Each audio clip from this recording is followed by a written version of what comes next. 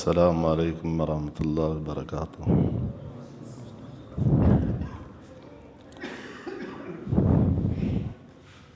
الحمد للہ رب العالمین،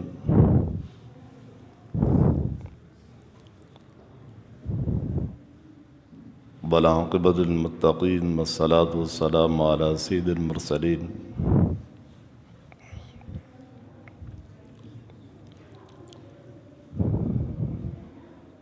اما بعد فاعوذ باللہ من الشیطان الرجیم۔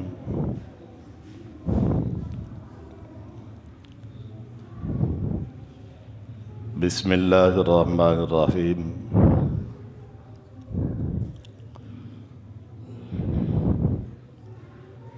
قد افلح المؤمنون۔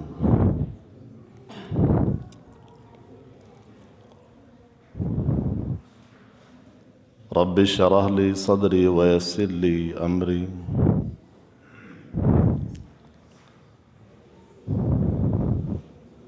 واحلل عقدۃ من لسانی یفقہوا قولی۔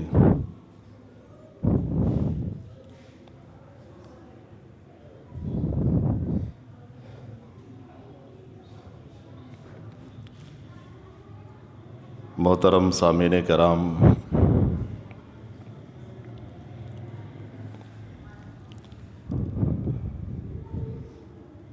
آج کے اس درس میں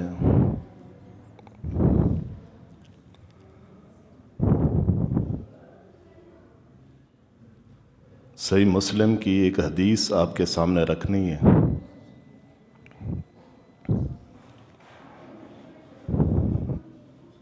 اس دعا کے ساتھ کہ اللہ رب العالمین ہم سب کو سننے سنانے کے بعد عمل کی توفیق دے۔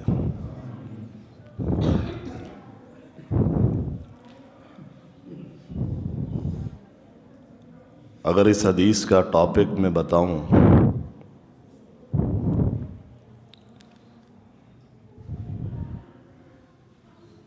تو اللہ کے رسول صلی اللہ علیہ وسلم نے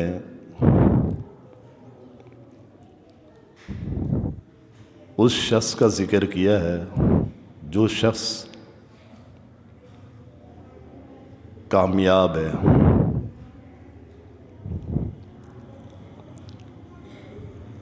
ہمارا آج دنیا کے حوالے سے کامیابی کا معیار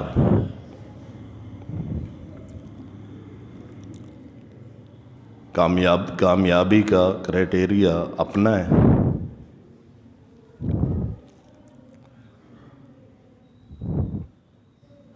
لیکن قرآن کا اور اللہ کے رسول صلی اللہ علیہ وسلم کا فرمان کا ایک اپنا انداز ہے۔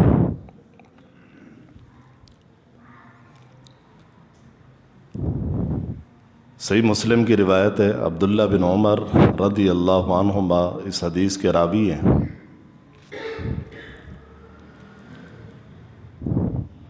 فرمایا کہ قد افلح،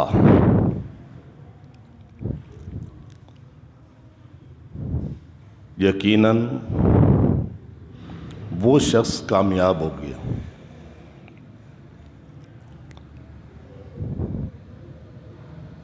کامیاب شخص کے بارے میں بتایا۔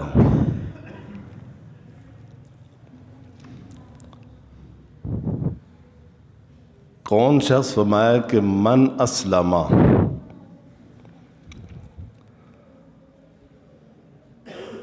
جس شخص نے اسلام کو قبول کیا۔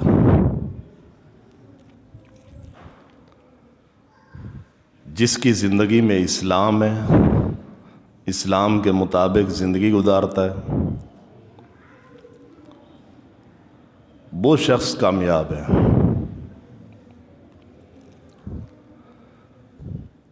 اور بظاہر اسلام کے بغیر جتنی اچھی کوئی زندگی گزار رہا ہو، حدیث کی روشنی میں وہ کامیاب نہیں ہے۔ بظاہر جتنی اچھی ہو، آپ صلی اللہ علیہ وسلم کی زبانی من اسلم، قد افلح من اسلم، یقیناً وہ شخص کامیاب ہے جو اسلام قبول کر چکا ہے، اسلام کے ساتھ زندگی بسر کرتا ہے۔ پہلی صفت یہ بتائیے، اور دوسری بتائیے کہ وَرُزِقَ کِفَافًا، اسلام کے بعد اس کے پاس بقدر ضرورت رزق بھی موجود ہے۔ بَرُزِقَ کِفَافًا، اس کے پاس اللہ نے اس کو رزق بھی دیا ہے اتنا جتنا اس کو ضرورت ہے۔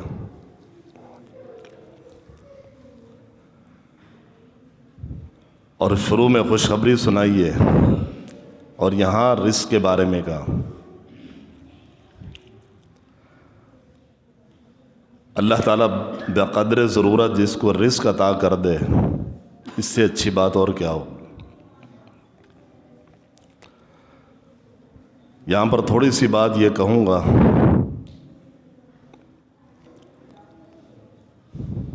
کہ رزق کا ذمہ اللہ نے لیا ہے۔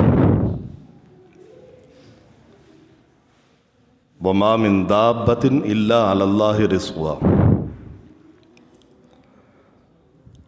اور اس وقت تک کسی کو موت نہیں آئے گی جب تک وہ شخص اپنا رزق مکمل نہیں کرے گا۔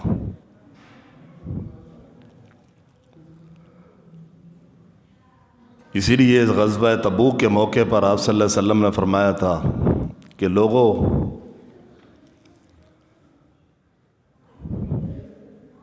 دنیا کی فکر نہ کرو، اپنے دین کی فکر کرو۔ رزق کی فکر نہ کرو،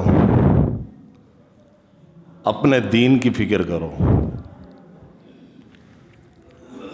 رزق تو اللہ تعالیٰ جو اس سے مانگتا ہے اس کو بھی دیتا ہے، جو نہیں مانگتا اس کو بھی دیتا ہے۔ رزق اللہ تعالیٰ جو اس کو مانتا ہے، ایمان لاتا ہے، اس کو بھی دیتا ہے، جو نہیں مانتا اس کو بھی دیتا ہے۔ ایک موقع پر اللہ کے رسول صلی اللہ علیہ وسلم آیا کہ رزق کے حوالے سے حواس باختہ مت ہو، اس وقت تک تمہیں موت نہیں آئے گی جب تک تم رزق اپنا مکمل استعمال نہ کر لو۔ رزق کی ذمہ داری اللہ نے لی، اور رازق وہ ہے۔ لیکن آج کے دور میں اگر دیکھا جائے،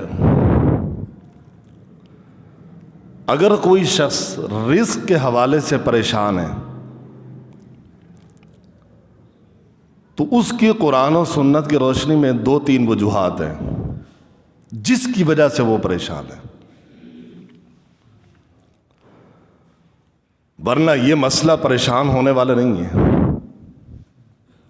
جب اللہ تعالیٰ جانوروں کو رزق دیتا ہے، کافروں کو دیتا ہے، تو مسلمانوں کو کیوں نہیں دے گا؟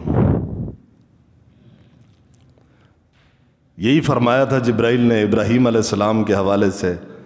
ایک شخص کو اپنے دسترخوان پہ بلایا، اور دسترخوان پہ بلانے کے بعد اس سے کہا بسم اللہ پڑھو۔ اس نے کہا میں تو نہیں مانتا اللہ کو، اپنے دسترخوان سے اٹھا دیا۔ اللہ نے جبرائیل بھیجا، جاؤ ابراہیم سے کہو اتنے عرصے سے میرے سامنے وہ آگ کی پوجا کر رہا ہے، میں نے اس کا رزق بند نہیں کیا، تم ایک دن نہیں کھلا سکے۔ وہ ذات تو مطلب جانوروں کو دیتی ہے، کافروں کو دیتی ہے، تو مسلمانوں کو کیوں نہیں دے گی؟ انتہائی دکھ ہوتا ہے آج کے حالات کے مطابق، جس طرح لائنیں لگا کر انتہائی ذلت کے ساتھ ایک آٹے کا بورا وصول کر رہے مسلمان، انتہائی دکھ ہوتا ہے۔ اور اسی آٹے کو لیتے ہوئے ایک شخص اللہ کو پیارا بھی ہو گیا۔ سوال پیدا ہوتا ہے کہ اللہ نے رزق کا بندوبست بھی کیا، ذمہ داری بھی لی، اور دوسری ساری مخلوق کو دے رہا ہے، اور اس کے جو ماننے والے مسلمان ہیں ان کو اس طرح کیوں دے رہا ہے؟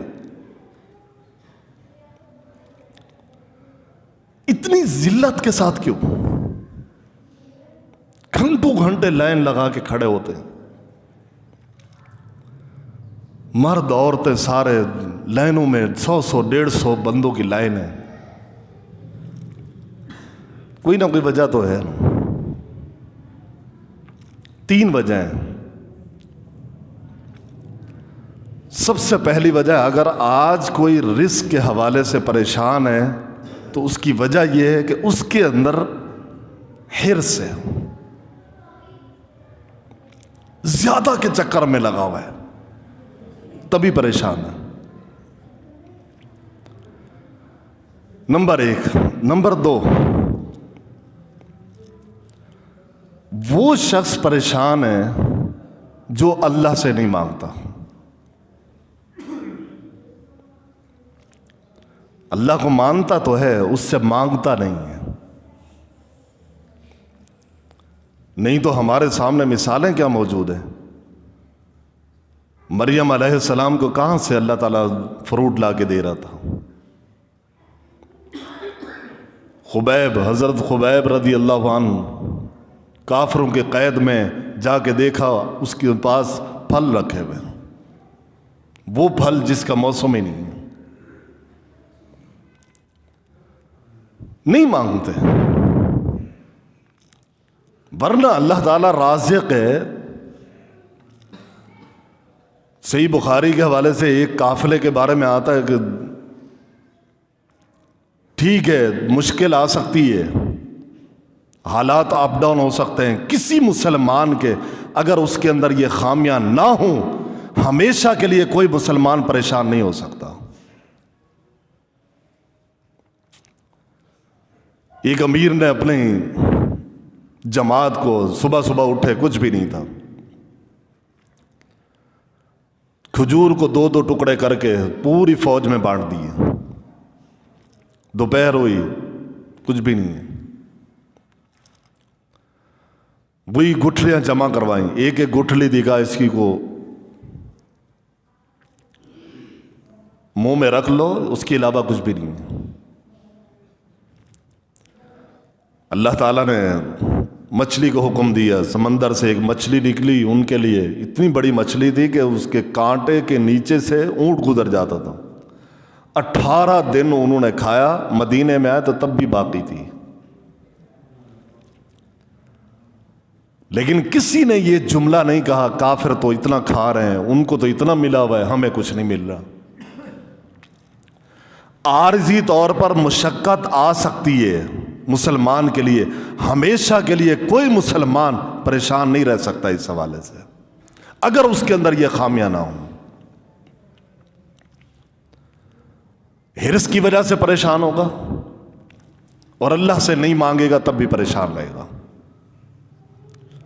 اور جب تک اللہ سے مانگتے تھے اللہ تعالیٰ ایسے بندوبست کرتا تھا انسان کے وہم و گمان میں بھی نہیں ہوتا تھا۔ صحیح بخاری کی روایت، مسند احمد کی روایت ہے، آپ صلی اللہ علیہ وسلم کے زمانے میں ایک فیملی، باپ گھر میں آیا، کھانے کے لیے کچھ نہیں ہے، کھانے کے لیے کچھ نہیں ہے، بیوی نے کہا بچے بھوکے ہیں، کھانے کے لیے کچھ بھی نہیں ہے۔ خرج من البریہ، یہ تو ایک باپ جانتا ہے ان جذبات کو کہ گھر میں بچے بھوکے ہیں، گھر میں کچھ بھی نہیں ہے، گھر سے باہر نکل گیا۔ بیوی نے کہا کچھ لینے گیا ہوگا، چکی کو صاف کیا کہ کچھ لے کر آئے گا، روٹیاں بناؤں گی، بچوں کو کھلاؤں گی۔ چکی کو صاف کرنے کے بعد تنور کی طرف گئی، صرف ایک جملہ کہا، ایک جملہ،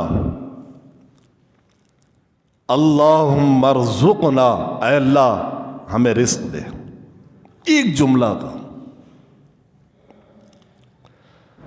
مجھے سمجھ میں نہیں آتی ہماری اتنی لمبی لمبی دعائیں کہاں جا رہی ہیں. ایک جملہ اسی وقت چکی چلنا شروع ہو گئی. تندور میں لکڑیاں ڈالی کہ اللہ نے آٹے کا بندوبست کر دیا ہے, روٹیاں لگاؤں, بچوں کو کھلاؤں. وہاں لکڑیاں جلائیں, اس کے بعد جا کے تندور دیکھا تو وہ روٹیوں سے بھرا ہوا ہے. وہ صحابی واپس آئے, پورا واقعہ سنایا, اور صحابی نے آپ صلی اللہ علیہ وسلم کے پاس جا کر پوری کہانی سنا دی. آپ صلی اللہ علیہ وسلم آیا کہ وہ آٹا کہیں صاف تو نہیں کر دیا؟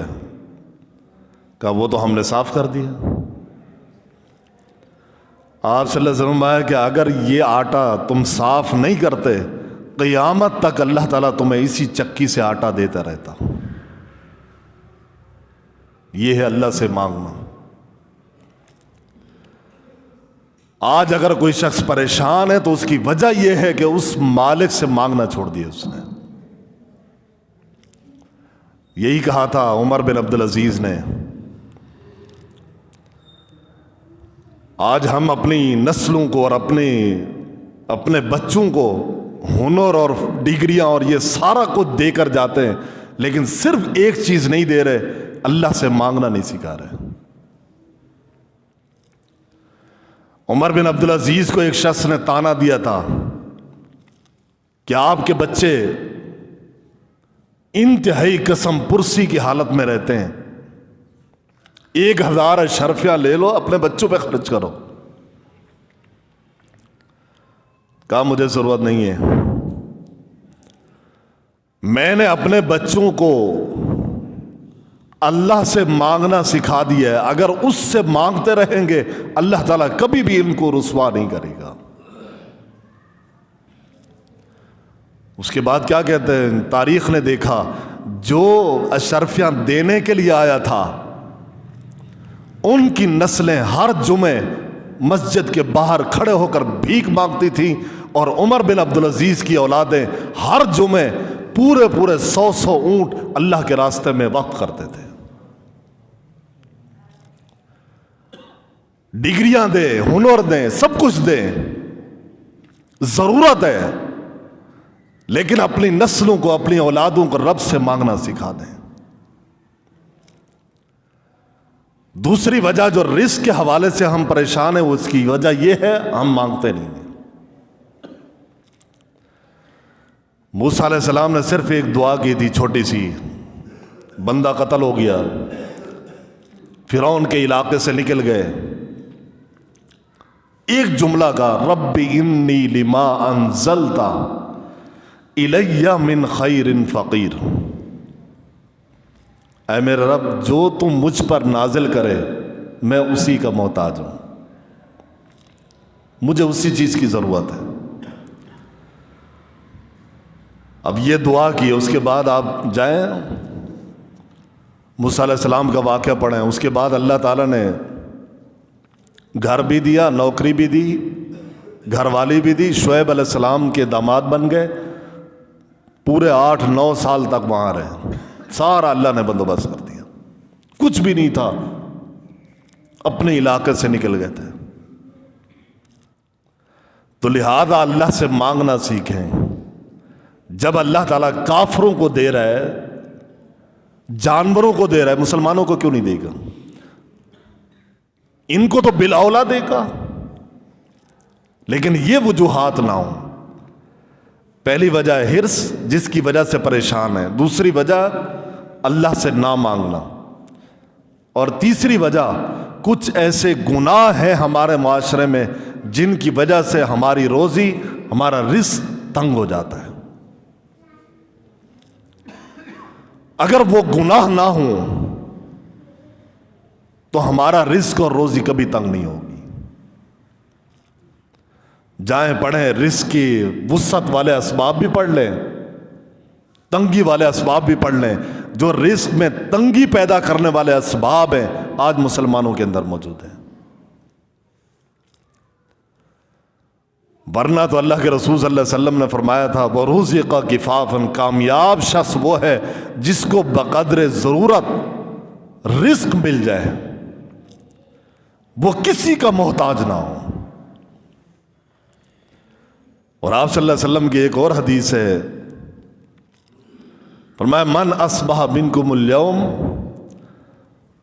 تم میں سے اگر کوئی شخص صبح کرتا ہے اور صبح اٹھتے ہی اس کے پاس 3 نعمتیں موجود ہیں، سمجھ لو دنیا کی ساری نعمتیں اس کے پاس موجود ہیں۔ 3 نعمتیں کون سی ہیں؟ معافی فی جسدی، آمنن فی سربی، عند قوت یومہ۔ صبح صبح اٹھا ہے، اس کے پاس صحت موجود ہے۔ نمبر 2، اس کو کوئی خوف نہیں ہے۔ نمبر 3، اس کے پاس 1 دن کھانا ہے، 1 دن کا۔ حیزت لہ الدنیا، آپ صلی اللہ علیہ وسلم اس کے پاس ساری نعمتیں موجود ہیں۔ تو لہذا اگر ہمارے پاس نعمتیں موجود ہیں، بقدر ضرورت رزق موجود ہے، ہم کامیاب ہیں اللہ کے رسول صلی اللہ علیہ وسلم کی زبانی۔ اور تیسری بات اسی حدیث پہ کیا ذکر فرمائی؟ تیسری بات فرمائی وَقَنَّعَهُ اللَّهُ بِمَا آتَاهُ، کامیاب شخص وہ ہے جس کو اللہ نے قناعت جیسی نعمت عطا کر دی ہے۔ قناعت، جو اللہ نے دیا اس پہ قناعت کرتا ہے۔ قناعت کس کو کہتے ہیں؟ قناعت کا مطلب یہ ہے اللہ نے جو کچھ اس کو دیا ہے اس پہ راضی ہے، خوش ہے۔ جو نہیں دیا اس کو فکر ہی نہیں ہے، اس کی فکر میں مبتلا نہیں ہے، پریشان نہیں ہے، ناشکری نہیں کرتا، اللہ کے گلے شکوے نہیں کرتا۔ جتنا رب نے دیا ہے اس پہ خوش ہے، اس کو کہتے ہیں قناعت۔ آپ صلی اللہ علیہ وسلم نے فرمایا کہ یہ 3 نعمتیں جس کے پاس ہیں قد افلح، یہ شخص کامیاب ہو گیا۔ اور اگر ہم میں سے کسی کے پاس یہ 3 نعمتیں ہیں تو اپنے آپ کو کامیاب انسان سمجھیں، رسول کی زبانی۔ اور پھر یہ جو افلاح لفظ ہے اس کی لفظی معنی ہے کامیاب، لیکن امام قرطبی نے اس کا ترجمہ یوں کیا کہ یہ افلاح، یہ کامیابی جو ہے یہ حقیقی معنی میں دنیا میں کسی کو مل ہی نہیں سکتی ہے، کیونکہ یہ افلاح کا جو لفظ استعمال ہوتا ہے اس کا مطلب ہوتا ہے الظفر بالمطلوب والنجات من المرہوب، کہ ہر خواہش پوری ہونا اور اس کو کسی قسم کا ڈر نہ ہونا، یہ کامیابی دنیا میں کسی کو بھی نہیں مل سکتی۔ یہ کامیابی ملے گی جنتی لوگوں کو کہ وہاں انسان کی ہر خواہش پوری ہوگی اور کوئی ڈر نہیں ہوگا۔ تو اللہ کے رسول صلی اللہ علیہ وسلم نے اتنی بڑی خوشخبری دی ہے کہ جس کے پاس اسلام ہے، جس کے پاس اللہ نے حلال رزق دیا ہے، قناعت دی ہے، وہ دنیا میں بھی کامیاب ہوگا اور آخرت میں بھی کامیاب ہوگا۔ اسی لیے جنتیوں کے بارے میں آتا ہے الحمدللہ الذی اذھب عنا الحزن ان ربنا لغفور شکور۔ جنتی جنت میں جانے کے بعد کہیں گے دنیا میں کسی کی خواہش پوری نہیں ہو سکتی، ہر خواہش پوری نہیں ہوتی، اور یہاں ڈر بھی ہے۔ زندگی ہے تو موت کا ڈر ہے، جوانی ہے تو بڑھاپے کا ڈر ہے، صحت ہے تو بیماری کا ڈر ہے۔ یہاں یہ فلاح کسی کو حاصل نہیں ہو سکتی۔ اصل فلاح آخرت کی ہے۔ اس لفظ کو کی تشریح امام قرطبی نے یہ کی ہے، اور قرآن کی آیت میں بھی ہے کہ وہ جنتی جنت میں جانے کے بعد اللہ کی تعریف کریں گے، اللہ تیری ساری تعریفات ہے، تو نے ہم سے غم کو دور کر دیا، تو ہمارا رب ہے، معاف کرنے والا قدردان ہے۔ الذی احلنا دار المقامت من فضلی، اے اللہ تو نے ہمارے لیے حلال کیا اپنے فضل سے ہمیشہ کا مقام لا یمسنا فیہا نصب ولا یمسنا فیہا لغوب، اور ہمارے لیے اس میں نہ کوئی مشقت ہوگی اور نہ کوئی تھکاوٹ ہوگی۔ حقیقی کامیابی تو جنت میں حاصل ہونی ہے، لیکن صفات آپ کو یہ بتا دی ہیں پہچاننے کے لیے کہ دنیا میں اگر آپ پہچاننا چاہتے ہیں ہم کامیاب ہیں یا نہیں ہیں تو یہ 3 صفات دیکھ لیں، اور یہ صفات موجود ہیں تو انشاءاللہ آپ دنیا میں بھی رسول کی زبانی کامیاب ہیں اور انشاءاللہ آخرت میں بھی کامیاب ہوں گے۔ اللہ تعالی ہم سب کے اندر یہ 3 صفات پیدا فرما دے، جو سنایا اللہ تعالی ہم سب کو عمل کرنے کی توفیق دے۔ وما علینا الا البلاغ المبین۔ ابھی انشاءاللہ ترجمے کی کلاس ہوگی جو